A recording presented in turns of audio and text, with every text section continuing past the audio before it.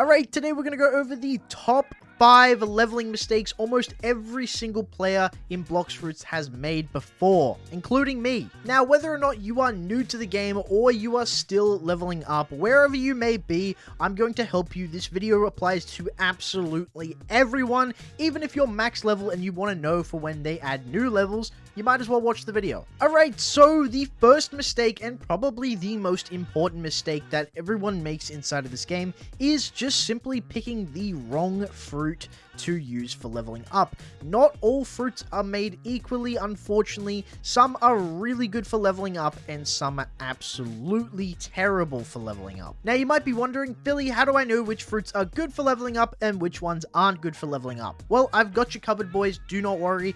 These fruits on the screen right now are the best fruits in the game for leveling up, in my humble opinion, especially the Butterfruit. That one is the king of leveling up. Now, if you can't get your hands on one of those fruits, do not worry. These ones on screen right now are the second best fruits in the game to level up, and there are quite a lot of them, so you should be able to get your hands on at least one of these fruits. Now, if you're wondering why these fruits are good for leveling up, well, you can check out this tier list video I made. It might help you out a little bit with understanding why. Okay, so my next mistake that everyone makes, which I made at the very start of this game as well, is to avoid certain NPCs. Sometimes the NPCs aren't worth farming because they are too far away or they're just annoying to deal with. The best example I can give to you guys is going to be at the desert island in the first sea. Probably all of you guys have dealt with this one already, but let me explain. On this island, there are two types of quests that you can grab. There are the desert bandits and the desert officers. The desert bandits are right next to the quest giver, making them extremely easy to farm on repeat. However, the second quest, which is going to be the desert officers, are all the way over here,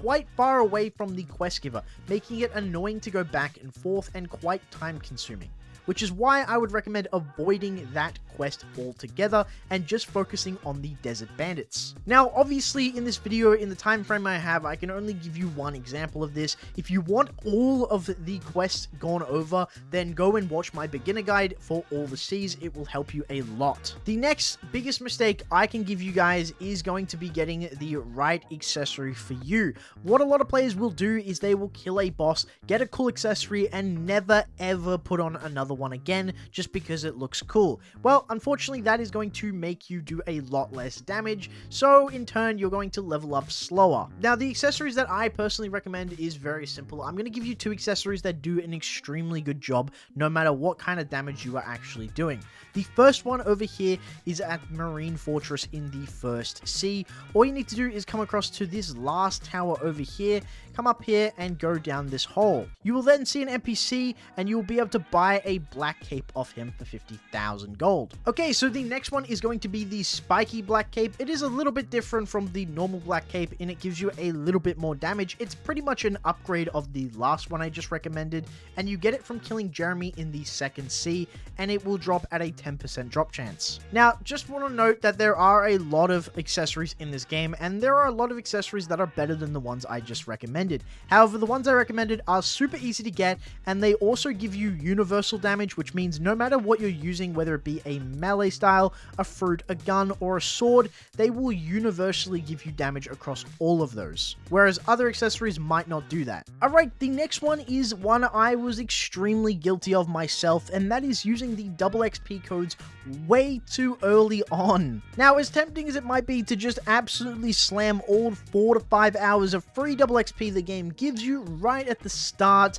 please do not do that. You are seriously going to put yourself behind. Now, the best way to explain this is very, very simple. The first sea is 700 levels in total, the second sea is 800 levels in total, and the third sea is 1050 levels in total. So what I'm telling you right now is that every sea becomes harder and harder to level up in, and it takes longer and longer, which is why I recommend using all your double XP codes in the third sea, because it is the longest sea and is the one that will take you the longest amount of time to finish. Now, if you're watching this and you want to know the double XP codes, here you go. This is all the double XP codes right here. Now, if you're watching this in the future, they might be slightly off, but a lot of these will stay active forever because they are YouTuber codes. So here you go. Use them at will, but use them in the third sea for God's sake. All right, this next one is going to absolutely trigger a lot of people, and that is, of course, using a sword to level up. It's a big no-no, boys. Trust me. Now, why do I say using a sword sword is bad for leveling up? Well, the main reason is, of course, stat management.